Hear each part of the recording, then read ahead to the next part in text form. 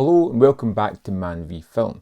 88 Films have now released 10 Van Damme movies on stunning Blu-ray with these awesome shiny slipcases that they do, and I just wanted to pop along here and rank these movies. Now, it should be said that I kind of enjoy all of these movies to certain levels, some more than others, so I want to rank my 10 favourites in order of what's been released so far. So, at number 10, the least one I think in the set so far is Double Team with Van Damme and Rodman. Now, I always get this one mixed up a little bit with Knockoff. Wasn't sure what was what, but going back to these ones, Double Team was fun, but it just kind of loses the plot very quickly and it doesn't seem to gather any real energy going along it. It's got some fun moments. It's got a great bad guy in Mickey Rourke. It's got Van Damme karate kicking a tiger. It has some fun moments and some wacky outfits. I don't think Rodman entirely fits the role 100%, but it's interesting enough. Feels a little bit like The Prisoner, and I kind of like it aping that a little bit. Next up on my list is Maximum Risk. Now, I know this is a favourite of a lot of people, but for me, this Ringo Lam is probably the worst one in the set, and it's not to say that it's a bad movie. It's just formulaic. It doesn't offer anything in the form of real surprises. Not many of these movies do, or anything of real interest. It's one of those ones that I watch and I can never really remember much afterwards. I know I've sat and watched it. I remember the foot chase and the Van Damme dying at the start, but other than that, the movie's almost like a blank. You know, you just kind of forget most of it. It comes in while I'm watching it and then immediately leaves my brain again. Not one that I'm super enthused to go back and check out again, but no doubt will at some point. Next up on my list is Legionnaire, a Van Damme movie with a difference, and I can honestly say from this point on that there's movies that I really enjoy and I will go back to again. Legionnaire, I liked. It's a very different Van Damme. He doesn't really kick anybody at all throughout the movie. It's more story driven, big budgeted adventure movie as well, and I kind of like that aesthetic. You know, you still have a little bit of a revenge plot in about there, a man lost and looking for redemption, and I really like the way it's set up. The locales, the production values, they're all wonderful. Solid fun. Next up, another Ringo Lam one is In Hell, recent release. I kind of like this movie, but it feels familiar. It feels like lots of other movies I've seen before, and because of that, there's no real originality to it whatsoever. But I do like the situation. I love Van Damme, again, as a man looking for redemption for things that have happened in his past. He doesn't stretch a lot. There's still lots of familiar performances and roles that all kind of ape each other. I do love the fights in this one. I love the brutality of the prison. It feels dangerous. It looks dark and gloomy and just looks like a horrible place to be. Next up, and this is one that I wasn't too sure where to put in my list because I do genuinely love this movie, but I don't think it's a great movie, and that is Street Fighter from '94. And I just love how funny this one is. It's tongue firmly in cheek, overly stylized and colourful and silly and just big budgeted over the top nonsense. You've got to appreciate that. And based on a video game which is basically just a fighting game with very little story, they managed to create something that was really kind of fun, and I had a lot of fun going back and revisiting Street Fighter. It is a movie that has aged remarkably well. When you look back at it and look at the silliness of it, it's just entertaining and fun. Next up, number 5 is the last of the Van Damme cinematic releases, I believe, which is Universal Soldier: The Return. And this is one of those ones where there's no really blood involved. People get shot and come back from the dead because they're all kind of cyborgs. But it's immensely fun. It's got a wonderful setting.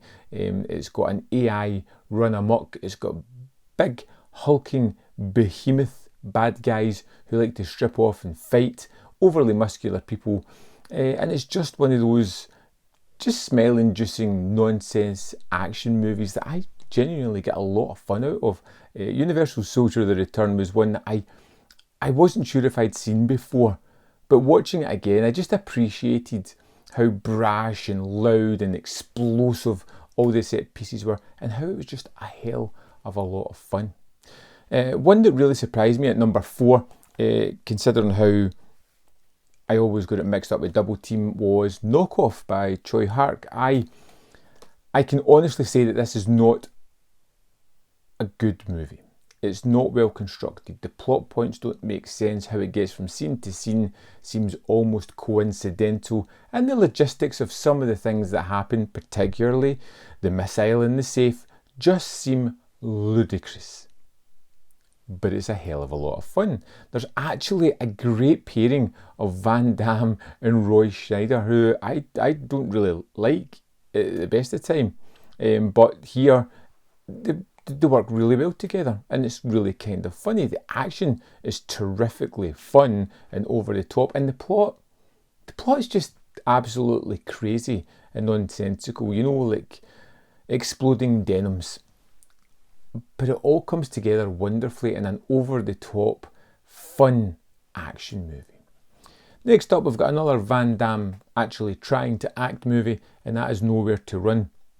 And even though this one isn't as original as other movies, like we've said, there's a sense of earnestness with this movie, one that I buy into Van Damme's character, one that I like the struggle of Rosanna Arquette's family and the sort of bad guys led by Ted Levine in this one, and it just comes together in a wonderful fashion. It's endearing, it's thrilling, it has moments of drama and romance, and it rolls everything together, and it's not your typical Van Damme movie, but it adds a lot to it and just creates a wonderfully fulfilling movie that I really enjoy. Next up was one of the biggest surprises in the releases so far, and that was my number 2, Replicant, which stars Michael Rooker.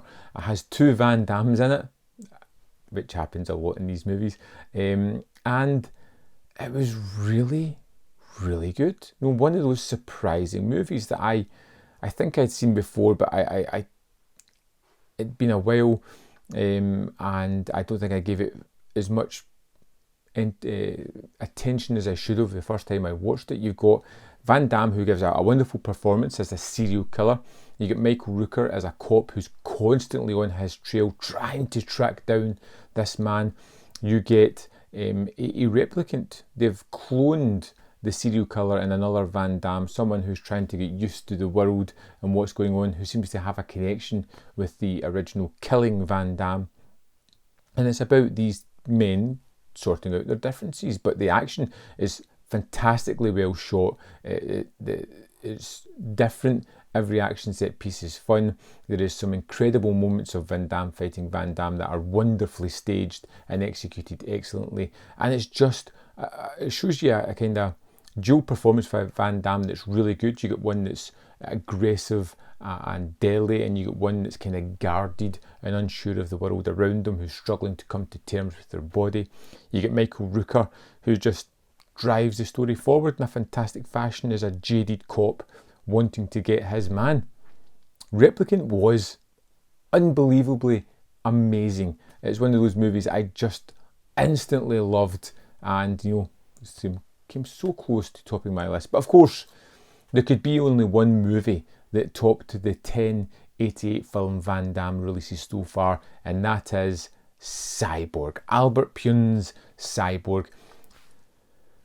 Wonderful movie, shot for $500,000 and is just tremendous. Great production value, absolutely outstanding score that drives the movie forward, amazing action set pieces, and a movie that I could watch on repeat and never lose my excitement or energy while watching it. It's such a fulfilling movie that has filled me with nostalgia and lived up to past memories, one that I highly recommend. So I'd love to know, what's your favourites from the releases so far? Do you have them, or what are you looking for 88 films to release next? Let me know in the comment box below. and I'll see you next time on ManVFilm.